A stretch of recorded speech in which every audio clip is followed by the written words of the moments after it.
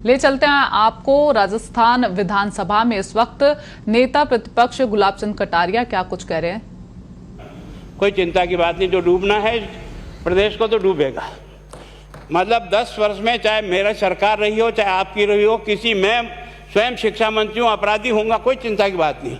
लेकिन आप कम से कम इन 10 सालों से इन जितनी कोचिंग संस्थाएं चल रही है, इनकी जितनी परीक्षाएं हुई है, उनके परीक्षा के रिजल्ट के साथ आप एक टीम लगा करके इनका पोस्टमार्टम करो, तब आपको समझ में आ जाएगा कि ये बीमारी कहाँ से चली है। ये बीमारी इन व्यवसायियों के थ्रू चली है। मैं और आप पेपर आउट करेंगे, पेपर लाऊंगा, 5 लाख दे दूंगा, 8 लाख दे दूंगा। मैं क्या 2 करोड़, 5 करोड़, 8 करोड़ दे सकता हूँ क्या भैया? ये सारे के सारे जो पैसे देने वाले बड़े बड़े दिग्गज लोग हैं, जो कोई 10 करोड़ में पेपर ले जाता है, कोई 3 करोड़ में ले जाता है, कोई 2 करोड़ में ले जाता है, फिर अपने कोचिंग संस्थान में रिजल्ट लाता है और उसके बाद बड़े बड़े पोस्टर बाहर लगाता है, मेरा 100% सिलेक्शन। ये है बीमारी की जड़। अगर मार करना चाहते हो तो यहाँ करो, तब तो जा कर के इसको कोई रोक सकोगे। बाकी से केवल मन को संतुष्ट करने का काम करो तो ये राजस्थान के उस गरीब बच्चे के साथ न्याय नहीं होगा, जो बड़ी मुश्किल से पढ़ता है, अपने घर में बूढ़े माँ बाप को भूखे मार के पढ़ता है और उसके बाद परीक्षा के लिए जाता है, रोता हुआ घर लौटता है। क्या दुख नहीं होता है? हम लोगों के मन में कोई रहम नहीं है कि आखिर उस बच्चे का क्या होगा जो अपनी बड़ी पीड़ा के साथ पढ़ रहा है। इन सारे पैसे वाले लोगों के पास में आपने सारी सरकारी नौकरियों को भेज दिया। मैं बहुत कड़वा सच बोल रहा हूँ। आज जो पिछले 8 साल में नौकरी में लगे ना, उन सब का भी पोस्टमार्टम कराओ, आपको लगेगा आधा फर्जी मामला निकलेगा।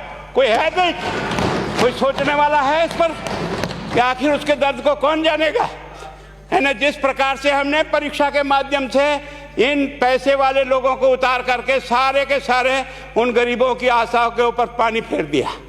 रात और दिन पड़ता है, भूखा प्यासा पड़ता है, घर बेच करके पढ़ता है, खेत बेच करके पढ़ता है, लेकिन जब उसका सिलेक्शन नहीं होता तो जहर खा के मरता है। कोई इस पीड़ा को समझने के लिए तैयार नहीं है।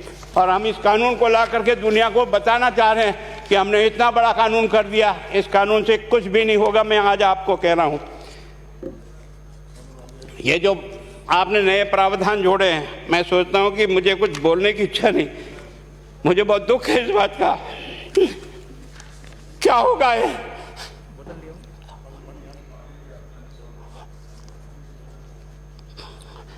किस तरह की गैंग पालनी है उन्हें? पानी पिला दो, है ना। मैं उस दिन भी पूछा था कि मैंने कहा ये शिक्षा संकुल पे है, जिन लोगों को ड्यूटी पे लगाया, इसको लगाने वाला दोषी कौन है, जिसके कारण से पेपर जो है ना काट करके निकाल दिया।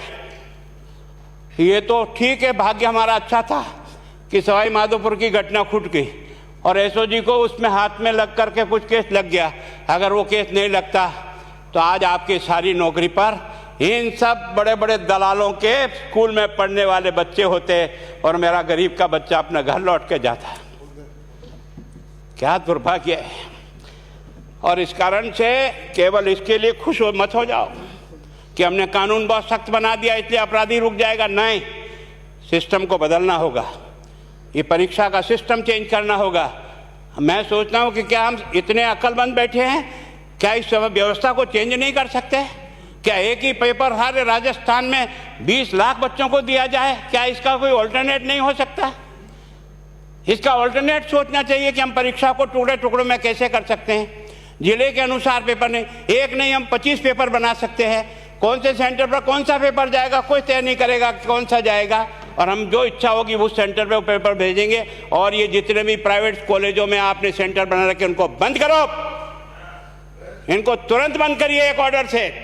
जितने भी सरकारी विद्यालय है और सरकारी नौकर ही एग्जामिनर बनेगा और एग्जामिनेशन करेगा, तब तो आप इसको बचा पाओगे। ताकि आप और मैं कितने भी कानून बदल कर दें, आपका वो जांच करेगा, आपका वो अधिकारी आएगा। आपने कहा भाई सेशन जज के नीचे नियुक्ति नहीं होगी, इसके अलग से कोर्ट होगा, बहुत अच्छी बात है। प्रोविजन जो आपने डाले हैं वो स्वागत योग्य है, स्वागत करता हूँ, पर इन प्रोविजन को लागू तो आप और मैं ही करूँगा, कौन करेगा?